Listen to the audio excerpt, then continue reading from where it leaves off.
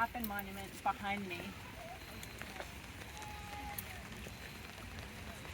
Liz and I were just talking about how much depth there is in the cemetery when it's this type of weather. You can really see far off into the background spaces in a way, because the bright blue sky isn't sort of keeping us in the place where we're standing. So come on down and around, sort of stand right in front of me so you can see the monument, and I'll step down a minute so you can see the monument behind me. We'll be looking at the Tappan Monument, which is here, and does everyone know that Mount Auburn was founded by horticulturalists? They were active, energetic, almost evangelical horticulturalists who believed that horticulture was one of the fine arts. Here. Mostly women? Just curious. They were men. They were all men, the founders. But women then became some of the first proprietors at Mount Auburn. But today this is actually very female focused, because we're thinking about women and their children. And this monument behind me, I'll step down so you can see it, is a monument that John Tappan, who was one of the founders of Mount Auburn, raised in memory of his wife and his children. And if we go back to the 19th century, we can think about all the symbolism of flowers that Victorians knew. They had their own language. They knew what every single flower symbolized, just the way we know I don't, but my children know what every emoji symbolizes, right? It was a language that was very known, and this type of florography influenced the decoration of the monuments here at Mount Auburn. And the rose in particular, because it represented innocence and purity and love, it's a very ancient symbol. For Christians, it represented the Virgin Mary.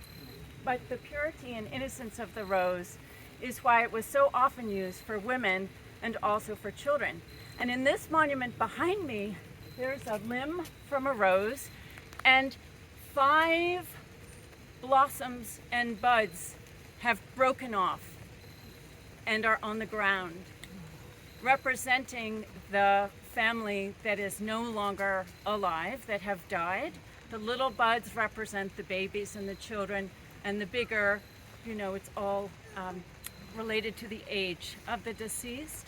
But there are also 5 blooms on the branch still living for the 5 members of the family that are still alive. And it's again a very literal narrative, but if you didn't know the family, it doesn't really matter. You would understand the symbolism of a broken bud and the child who wasn't allowed to bloom, the bud of a child. And this would have been a very familiar symbol to you as you visited Mount Auburn. So hopefully now you'll know it. It was described in the guidebooks as a beautiful broken shaft. And a broken shaft, or a broken column, symbolizes a life cut short. It's one of the most common Victorian monumental forms. It's not actually broken.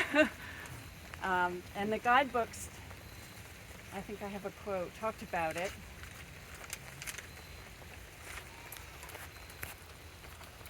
Here it is. At the junction of Linden and Narcissus paths, need my glasses, is an interesting piece of sculpture.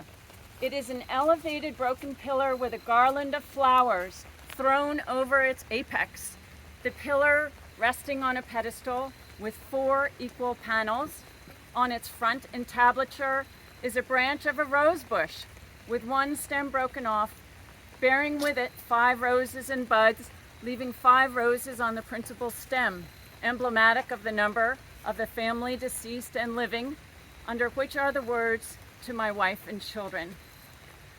So this is from 1839. It's a very early monument, would have been here in the first decade of Mount Auburn. So there are a lot of inscriptions if you walk the site, plucked from earth to bloom in heaven. is one of them. Untamed blossoms, pure and unblemished, lacking in artifice, and in this sense close to nature. Children were seen as so close to nature and a symbolic link to the natural world. And behind us, everyone doing okay in the rain? Yeah. Put my hood up. Behind us is another kind of angel, not the guardian angel, but the angel that's leading the way to heaven with flowers in his left hand and a torch, a lit torch, leading the way to heaven. One of the many roles that angels play in a Victorian cemetery. It's a beautiful kind of tableau and combination of monuments going up this hillside, and one that caught Liz's artistic eye. So imagine that you hear the strings of a violin, which obviously couldn't be out here in the rain, but I'll do a short dance for this one.